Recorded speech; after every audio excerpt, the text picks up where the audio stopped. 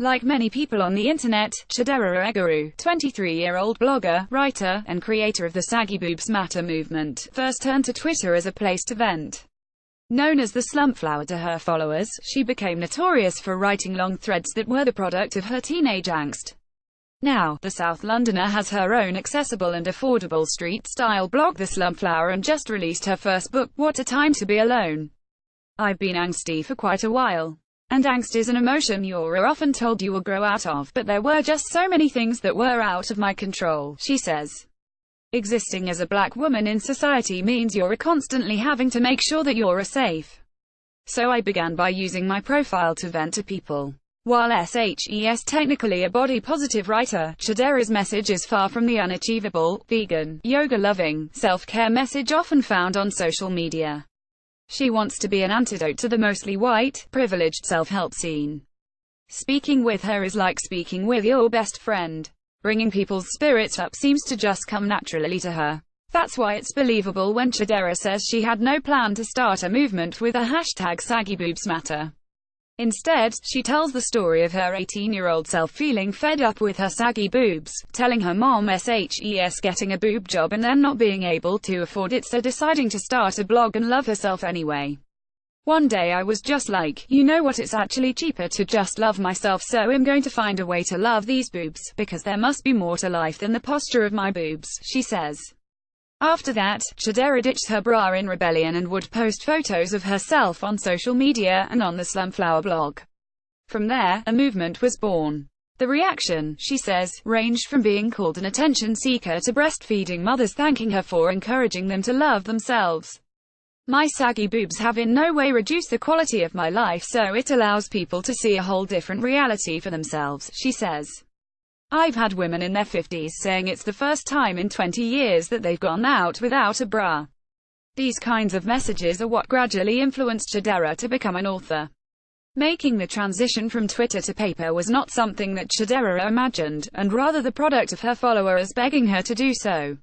After being constantly told over the years that she should write a book, her response moved from "no, we're not doing that" to "maybe I could be a writer."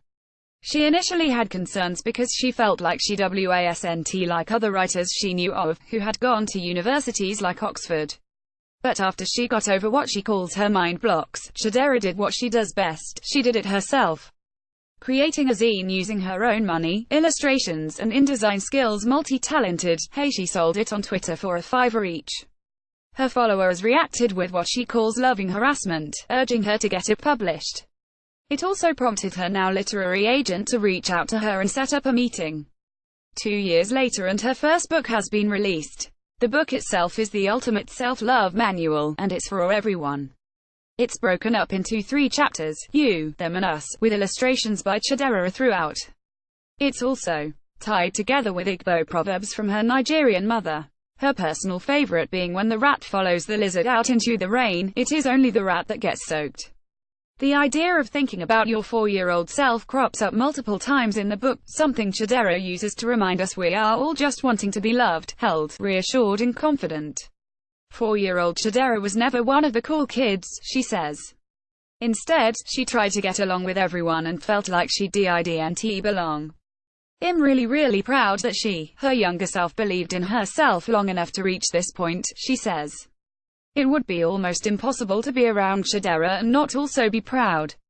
Notable milestones, aside from What a Time to Be Alone becoming a Sunday Times bestseller 1 week after its UK release, include her TED Talk and meeting Oprah. But SHES mostly just interested in talking about Oprah. Oh my gosh, she held my left hand and I just felt like I transcended what it means to be human, she says.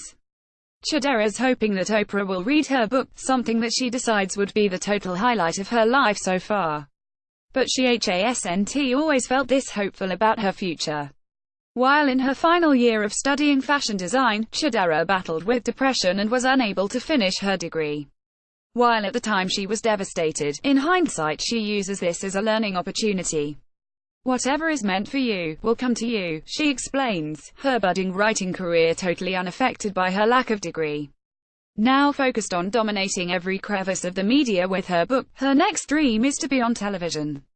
I can imagine this kind of conversation being on television, where we can talk about wellness in a way that's actually accessible to people, she says. It's an idea that's not hard to imagine when thinking about Chidera.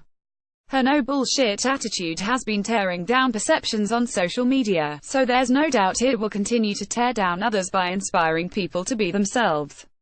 It's so dangerous to look at someone's life and aspire to be like them, she says, because they're probably looking at someone else and aspiring to be like them too.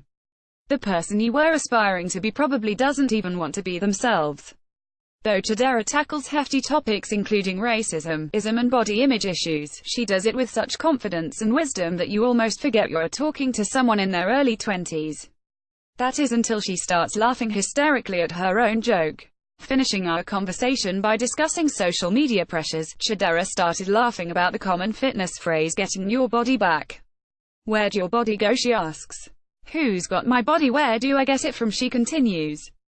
"Do I download it? Do I follow it? Do I buy it while you can't, and don't need to, purchase a new body? What a time to be alone." Is available for purchase now. This article originally appeared on IDUS.